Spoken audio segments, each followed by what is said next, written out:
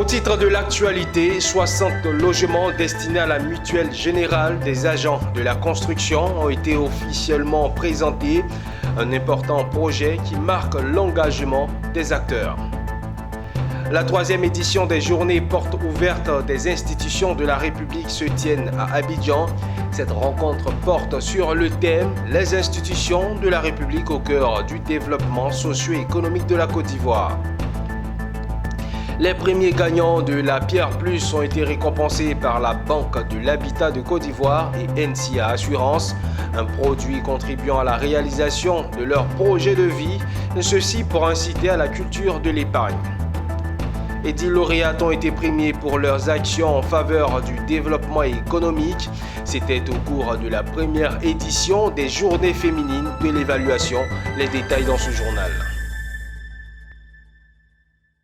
C'est avec beaucoup de plaisir que je vous retrouve sur nos antennes. Madame, Monsieur, merci de votre fidélité. Ce mercredi 30 octobre 2024 s'est déroulé dans la commune de Songon la cérémonie de présentation officielle des 60 logements destinés à la mutuelle générale des agents de la construction. Cet événement a non seulement permis de mettre en lumière le chantier en cours, mais aussi de démontrer l'engagement des acteurs impliqués dans la réalisation de cet important projet. Michel Brou et Maru Seri pour plus de détails. Les membres de la mutuelle générale des agents de la construction auront bientôt un toit. Ce sont 60 logements d'une valeur d'1,6 milliard CFA présentés aux membres de cette mutuelle du ministère de la Construction à Songon-Kassamblé. Ce rêve devenu réalité comprend des appartements allant de 3 à 4 pièces et met en lumière la vision de la mutuelle à œuvrer au bien-être de ses membres pour répondre à l'une des préoccupations majeures des souscripteurs, l'accès à un logement décent. Vous voyez, les bâtiments sont déjà prêts et donc c'est pour mettre ça à la disposition de nos mutualistes, la mutuelle générale des agents du ministère de la Construction. Et donc ça vient en prélude à la construction de la promotion immobilière Bruno Nabagné-Koné que nous sommes en train de nous apprêter à construire. Donc aujourd'hui, nous sommes venus présenter déjà les travaux, l'avancement des travaux. Un projet dont l'effectivité a été rendue possible grâce à l'engagement de son ministère de tutelle et des partenaires impliqués, tant au niveau de la conception que des ressources financières. Déjà vous remercier et féliciter la mutuelle des agents du ministère de la Construction pour ce beau projet immobilier qui est à Songon dans le cadre des programmes de logement sociaux. Mais je voudrais surtout féliciter la société EGBV, qui est une jeune PME nationale à qui l'État a apporté son soutien, qui devient de plus en plus au fil des années un grand promoteur immobilier, quant à faire de nos PME de vrais champions nationaux pour que notre économie, de façon générale, mais le secteur du bâtiment, soit dirigé par des promoteurs ivoiriens, soit dirigé par des constructeurs ivoiriens. L'État de Côte d'Ivoire nous fait confiance et c'est à nous de prouver que nous sommes des bons promoteurs. Nous les jeunes comme les Ivoiriens, nous avons l'opportunité de montrer ce que nous savons faire. Et c'est ce que nous, au niveau de GBV, nous organisons chaque jour pour pouvoir respecter nos engagements, les délais d'exécution, dans le sens que nous avons des financements et nous avons des mutualistes. Nous avons des mutuelles crédibles en face. Et nous ferons tout pour respecter nos engagements. Le ministère de la Construction, du Logement et de l'Urbanisme, à travers la MUGEAC et l'entreprise générale de bâtiments et de voiries, réaffirme la promesse d'un meilleur cadre de vie aux souscripteurs. Ces bâtiments constituent la première tranche d'un projet global de 160 appartements dont le début de la commercialisation est prévu dans une semaine pour un délai de livraison de 6 mois. Place à présent aux institutions. Du 31 octobre au 1er novembre 2024, les institutions de la République de Côte d'Ivoire se rapprochent davantage des citoyens afin de valoriser leur rôle. À l'occasion de la troisième édition des Journées portes ouvertes des institutions de la République, ouvertes ce jeudi au Sofitel Hôtel Ivoire, les 15 institutions vont se faire découvrir et visiter par les populations à travers des conférences, des panels, des expositions et des animations animation.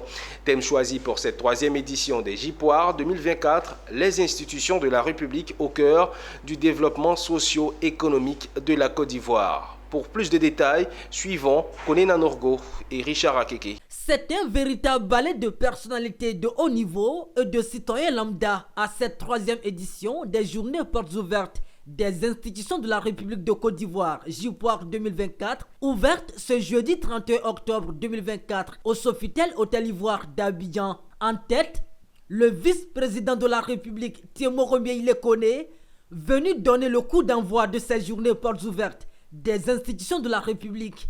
Initiées par le haut représentant du président de la République, ces journées visent à rapprocher et renforcer les liens entre les citoyens et les institutions. Une 3e édition, ouverte sous le thème « Les institutions de la République au cœur du développement socio-économique de la Côte d'Ivoire ». Magnifier la présence et le rayonnement d'institutions fortes et stables au service des populations. L'édition 2024, en mettant en relief le développement socio-économique, permet de camper le rôle de nos institutions dans la valorisation des facteurs favorables à ce développement économique. Nous avons des institutions dont l'impact sur la paix sociale est incontestable, des institutions dont les contributions au renforcement de l'état de droit, de la bonne gouvernance ou de la démocratie sont aussi irréfutables. Il en est de même de la promotion de l'excellence ou de la mise en relief des questions économiques, sociales, économiques, environnementales, culturelles, avec en bonne place le rôle des rois et chefs traditionnels désormais au cœur de l'appareil d'État. 2 jours durant, les stands des 15 institutions de la République seront visités par les populations en quête d'informations. Carrefour d'échange entre les populations et les institutions, les JPOAR 2024 seront riches en expositions, en conférences et meublés de 4 panels thématiques sur les réformes normatives, la justice, l'état de droit, la bonne gouvernance et la lutte contre la corruption, ainsi que la science, la culture, le mérite et la cohésion sociale. Une tribune qui vise également à valoriser le rôle des institutions de la République. Il est clair que nos institutions ne sont pas de simples entités administratives. Elles constituent le socle de la République, dont elles portent les traditions et assurent la continuité. Elles sont des vecteurs de transformation sociale, économique et politique, fondés sur la transparence, l'efficacité et la responsabilité. Leur collaboration harmonieuse, dans le respect mutuel des rôles spécifiques joués par chacune d'elles, permet de garantir l'effectivité de l'État de droit et en consolidant ainsi la bonne gouvernance. Autant de choses qui ont par ailleurs permis de renforcer l'image de marque de la Côte d'Ivoire. Ouverte ce jeudi 31 octobre, les journées portes ouvertes des institutions de la République de Côte d'Ivoire, JPOAR 2024, prendront fin le vendredi 1er novembre 2024. Les JPOAR, journée porte ouverte des institutions de la République de Côte d'Ivoire, ont débuté au Sofitel Hôtel Ivoire et parmi les institutions présentes, le médiateur de la République. À travers son stand, l'équipe du médiateur de la République, conduite par la chef de cabinet, se charge d'expliquer aux citoyens le rôle de leur institution dans le développement socio-économique du pays. Nous l'écoutons. Le rôle essentiel du médiateur de la République est de protéger et de défendre les citoyens contre les abus, les lenteurs et les erreurs de l'administration. Son rôle également est de veiller à la consolidation de la cohésion sociale.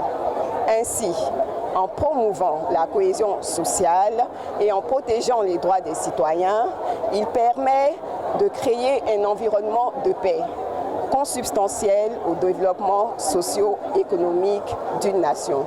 Donc ce thème cadre est vraiment à propos avec les missions de l'institution, le médiateur de la République et toutes les différentes actions que le médiateur de la République mène sur le terrain. Nous sommes à l'orée d'une année électorale. Déjà, le médiateur de la République a mis en place un plan d'action en vue d'élections présidentielles apaisées. Vous êtes sans savoir que si les élections se déroulent bien dans un pays, ça permet une cohésion sociale et c'est source de paix. Donc les actions, entre autres, menées par le médiateur de la République, c'est de mettre en œuvre ce plan d'action à l'horizon 2025. Toujours dans le cadre de ces journées, le Conseil économique, social, environnemental et culturel, CESEC, est bien présent avec un stand animé par une équipe dynamique conduite par Badra Ali Konaté. Durant les 2 jours des JPOIR 2024, il s'agira pour le secrétaire du bureau du CESEC et les autres membres de renseigner les citoyens sur la contribution de cette institution au développement socio-économique du pays. On l'écoute. Le CESEC est l'Assemblée consultative nationale qui est la sentinelle vigilante des équilibres de la société ivoirienne. Le CESEC, comme je l'ai dit, est un organe consultatif au service de l'exécutif, au service du Parlement et au service du Sénat. Et le CESEC, c'est aussi l'Assemblée des sociétés civiles organisées. Au sein du CESEC, vous trouvez toute la diversité qui fait la beauté de notre pays. La diversité au niveau des compétences, la diversité au niveau culturel, la diversité au niveau religieux, la diversité tant recherchée par l'ensemble des Ivoiriens. Le CESEC est une chambre d'experts qui donne des avis sur des projets de loi, sur les projets d'ordonnance. Il est saisi par le président de la République, par le président de l'Assemblée nationale et par la présidente du Sénat.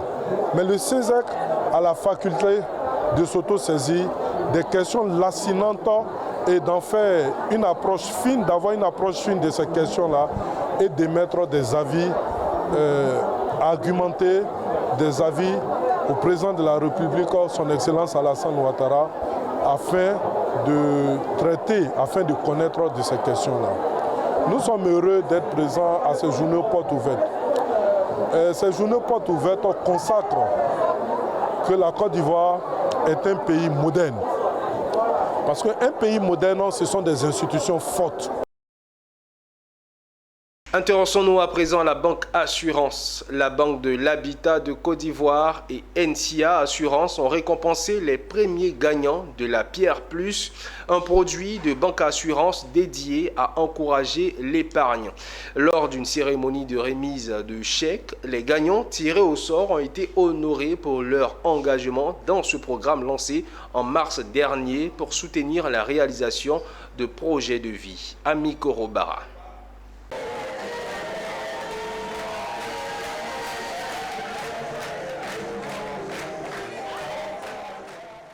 C'est dans une ambiance conviviale que s'est déroulée cette cérémonie de remise de chèques du produit de banque assurance, la Pierre Plus. Ce sont au total 6 gagnants qui ont reçu chacun un chèque d'1 million de francs CFA, accompagné d'un bon d'achat de 250 000 francs CFA en équipement électroménager. Ces heureux gagnants, tirés sur le volet par tirage, ont salué cette initiative qui récompense leur fidélité et leurs efforts d'épargne. Sentiment de joie qui m'anime. Et puis, gloire à Dieu.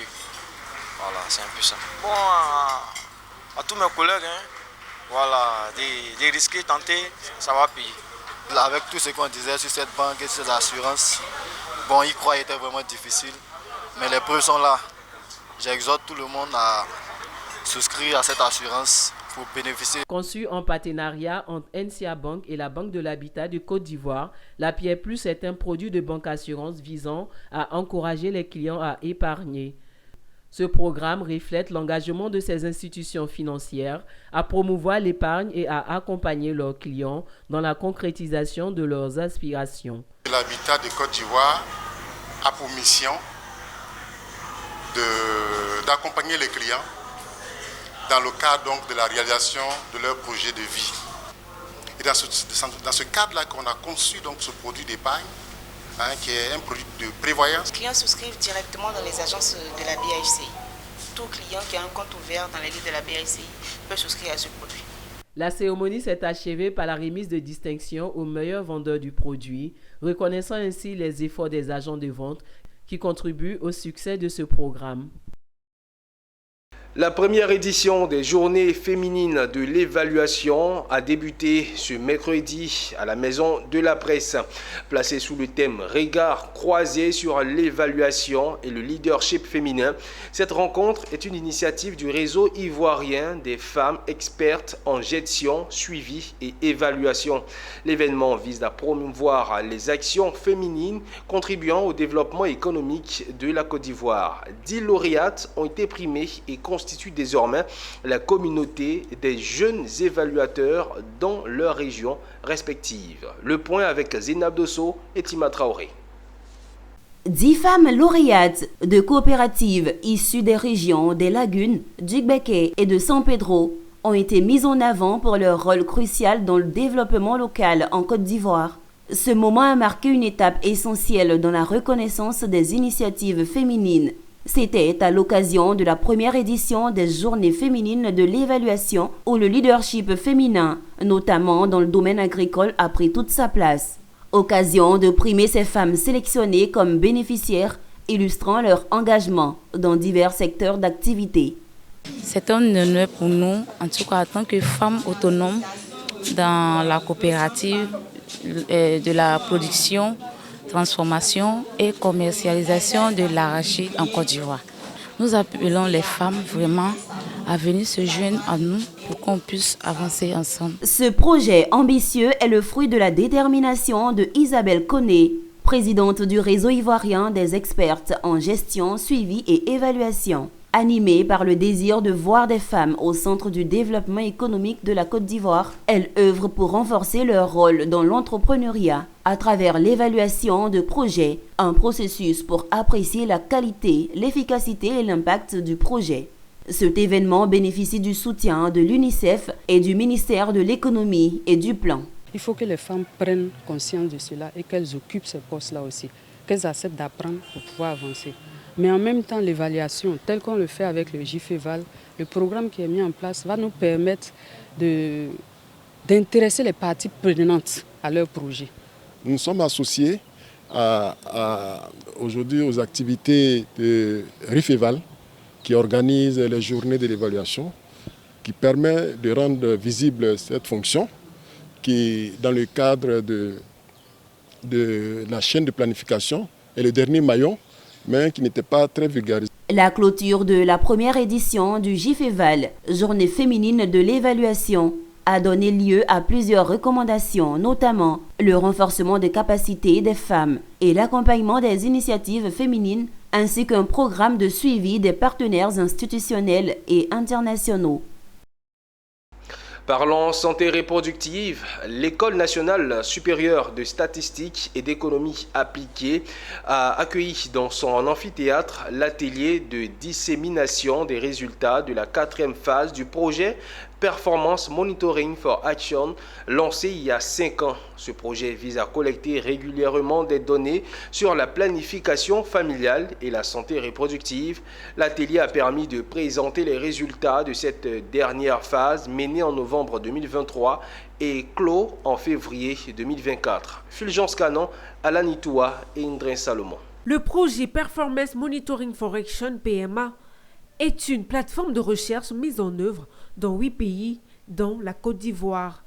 Son objectif est de fournir des données de qualité sur la dynamique contraceptive et la santé reproductive afin de soutenir le suivi et l'amélioration des programmes dans ces domaines.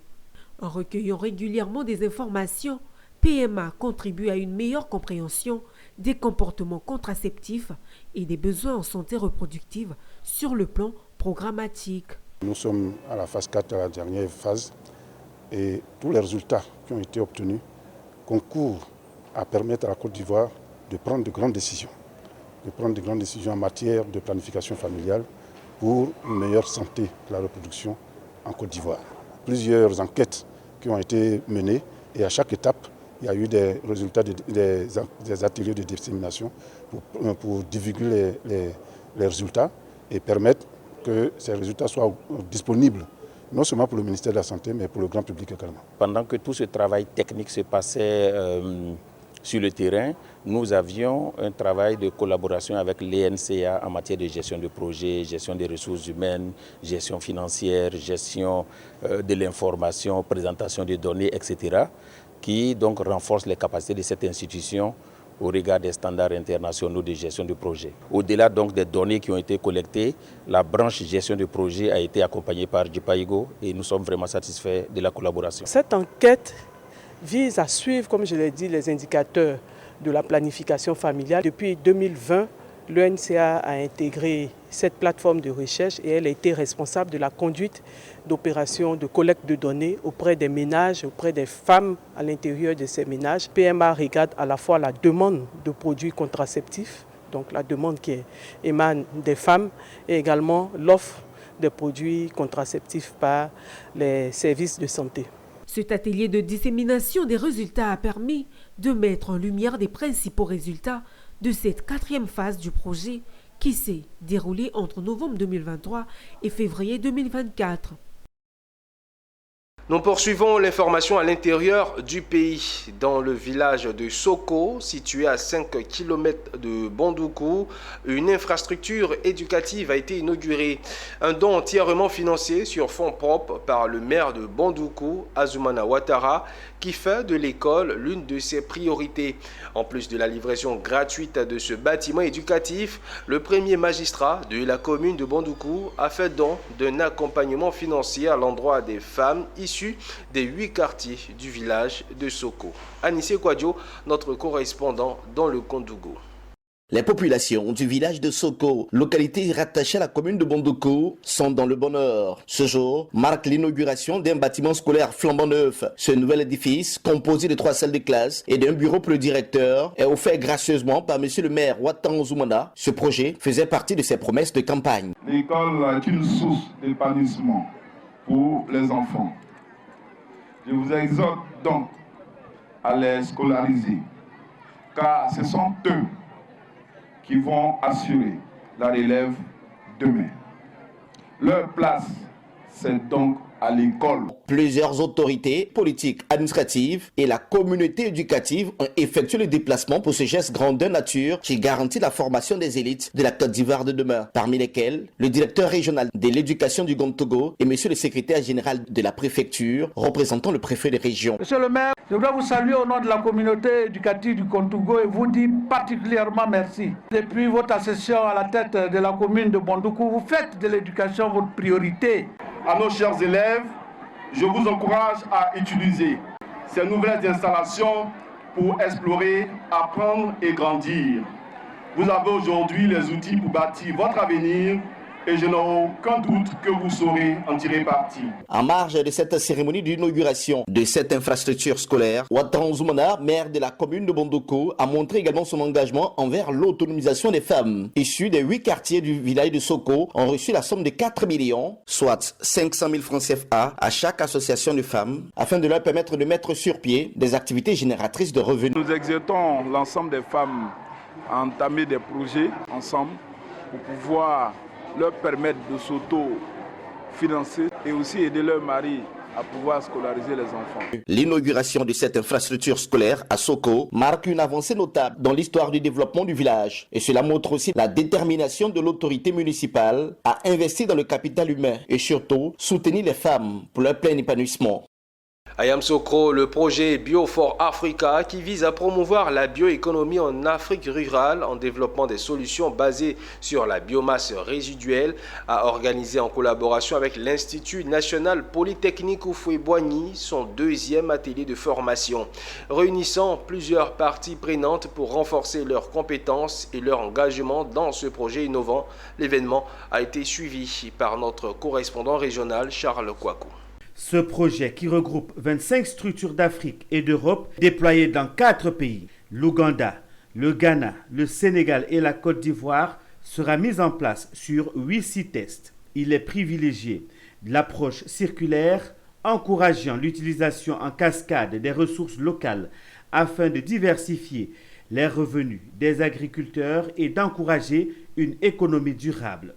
Cet atelier avait pour objectif de donner aux participants des techniques concrètes et adaptées pour mieux exploiter les possibilités offertes par le projet. Il s'agit en fait d'un projet qui traite de l'économie circulaire particulièrement, qui traite trois technologies essentielles ici en Côte d'Ivoire, qui est un centre pilote de ce projet. Il s'agit d'une technologie de pelletisation ou de densification qui permet de produire justement des pellets pour l'alimentation animale. Il s'agit également de la technologie de pyrolyse qui permet de produire ce qu'on appelle du biochar, qui est utilisé entre autres pour l'amendement du sol et aussi ici dans notre cas pour la filtration de l'eau. Et enfin, il s'agit de technologies de production de biocomposites et à partir de bioplastique. Ce projet met à la disposition des agriculteurs des technologies biosourcées qui permettent une production durable et diversifiée de produits à forte valeur ajoutée. Plus de 300 agriculteurs et groupements d'agriculteurs pourront tester ces solutions dans des conditions réelles, améliorant ainsi la résilience et l'efficacité de leur exploitation agricole. Ouvrons la page de la littérature. Sidi Timoko Touré, le héros de Béoumi, est le titre du tout premier ouvrage de Ndakonan Lorraine. Dans ce livre, l'auteur dresse la biographie de l'actuel ministre des Ressources animales et halieutiques, fils du département de Béoumi. La dédicace de l'œuvre s'est faite à Boaké en présence d'autorités amies et proches du ministre et également sous le regard de notre reporter Emmanuel Bonzo. Sous la plume de Nda Lorraine, la vie de Sidi Timoko Touré est consignée dans ce livre de 94 pages. Entre les lignes de l'ouvrage, elle retrace son parcours et plonge principalement le lecteur dans une série de témoignages où les œuvres de l'homme ont contribué au développement du département de Béoumi. C'est un homme de paix, un homme qui aime le développement et qui prône beaucoup le vivre ensemble dans la région de Béoumi. C'est de dire à nos différents cadres de la région de Béoumi que c'est le temps de voir se mettre ensemble pour construire cette ville, de suivre les pas de leur fils. À travers cette biographie, Lorraine, également fille de Béoumi, rend hommage à l'actuel ministre des Ressources animales et halieutiques qui a su transformer cette localité du pays codé en lieu d'opportunité et de prospérité. Ses actions, sous le sceau du courage, de l'intégrité et de la vision, ont changé significativement le visage d'un département autrefois à la traîne et en proie au conflit. Pour le bonheur des populations, Sidi Touré s'est même humilié pour rechercher la paix et la cohésion des fils et filles du département. Des actes de grandeur au point où l'auteur voit en lui un héros. Effectivement, quand on regarde la vie de l'homme, on n'a jamais vu un coin d'ombre quelque part. Moi, j'ai 20 ans de vie que je le suis.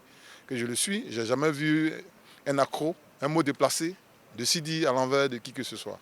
Donc ça veut dire que oui, c'est vrai, elle a raison de dire que oui, c'est un héros. La qualité qui me marque surtout en l'homme, c'est l'humilité. Au plus fort de la crise du 18 mai 2019, alors, le ministre, au cours d'une réunion de résolution de cette crise, s'était mis à genoux pour demander pardon à ses parents de tout faire pour aller à la paix.